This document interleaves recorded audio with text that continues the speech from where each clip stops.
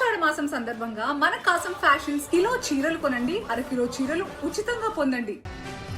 MLC పదవుల race టీడీపీలో మరోసారి హీట్ పెంచుతోంది. గవర్నర్ కోట ఎమ్మెల్సీ పదవులపై ఉత్కంఠ నెలకొంది. ప్రస్తుతం ఖాళీ అయిన 2 ఎమ్మెల్సీ స్థానాలకు ఎవరిని ఎంపిక చేస్తారన్న చర్చ జోరుగా సాగుతోంది. ఒకవైపు సీనియర్ నేతల పేర్లు, మరోవైపు సామాజిక సమీకరణాల లెక్కలు, ఇంకోవైపు ప్రాంతీయ సమతుల్యతపై అధిష్టానం కసరత్తు చేస్తోంది.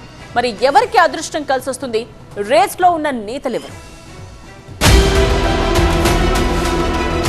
ప్రస్తుతం గవర్నర్ కోటలో ఎమ్మెల్సీలుగా కొనసాగుతున్న పండుల రవీంద్రబాబు, మయానా జకియా ఖానం స్థానాలు ఖాళీ అయ్యాయి. ఈ 2 స్థానాలకు పేర్లను ఖరారు చేసేందుకు టీడీపీ కసరత్తు చేస్తోంది. ఇప్పటికే వివిధ సామాజిక వర్గాలు, ప్రాంతాలకు చెందిన నేతల పేర్లు పరిశీలనలో ఉన్నట్లు పార్టీ వర్గాలు చెబుతున్నాయి. 1-2 రోజుల్లో గవర్నర్ కు పేర్లు పంపించి ఆయన ఆమోదం తర్వాత అధికారిక నోటిఫికేషన్ విడుదలయ్యే అవకాశం ఉంది. దీంతో పదవులను దక్కించుకోవడానికి టీడీపీలో తీవ్ర పోటీ నెలకొంది. ఈ రేసులో మొదటి నుంచి వినిపిస్తున్న పేరు సీనియర్ నేత వర్ల రామయ్య.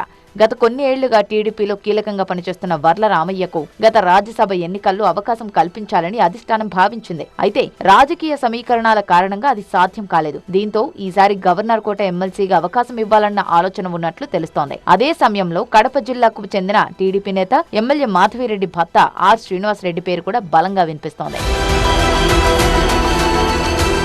వీరితో పాటు ఇప్పుడు మరో పేరు కూడా తెరపైకొచ్చింది. మాజీ కేంద్ర మంత్రి పనబాక లక్ష్మికి అవకాశం ఇవ్వాలన్న ప్రతిపాదనపై కూడా అధిష్టానం ఆలోచిస్తున్నట్లు సమాచారం. కేంద్ర మాజీ మంత్రిగా, మహిళా నాయకురాలిగా అనుభవం, నెల్లూరు, రాయలసీమ ప్రాంతాలకు ప్రాతినిధ్యం, సామాజిక సమతుల్యత లాంటి అంశాలు ఆమెకు అనుకూలంగా మారే అవకాశం ఉందని పార్టీ వర్గాలు చెబుతున్నాయి. ఒకవేళ ఒక స్థానాన్ని ఎస్సీ మహిళకు కేటాయిస్తే మరో స్థానాన్ని బీసీ వర్గానికి ఇవ్వాలన్న ప్రతిపాదన కూడా పరిశీలనలో ఉన్నట్లు తెలుస్తోంది. బీసీ కోటాలో మాజీ MLA, TTD board member Janga Krishnamurthy, విశాఖకు చెందిన దువ్వారపు రామారావు పేర్లు కూడా పరిశీలనలో ఉన్నట్లు సమాచారం. ఇదే సమయంలో మైనార్టీ వర్గం నుంచి కూడా తమకు అవకాశం కల్పించాలని పలువురు అధిష్టానాన్ని కోరుతున్నారు.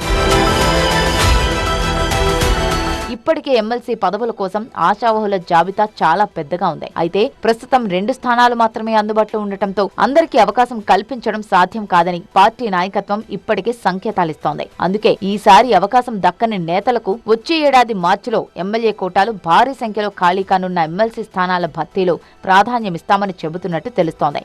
మరోవైపు సామాజిక సమీకరణాలు, ప్రాంతీయ సమతుల్యత, సీనియారిటీ, పార్టీకి చేసిన సేవలు, భవిష్యత్ రాజకీయ అవసరాలు అన్ని అంశాలను బేరేజు వేసిన తర్వాతే తుది నిర్ణయం తీసుకునే అవకాశం ఉందని పార్టీ వర్గాలు చెబుతున్నాయి.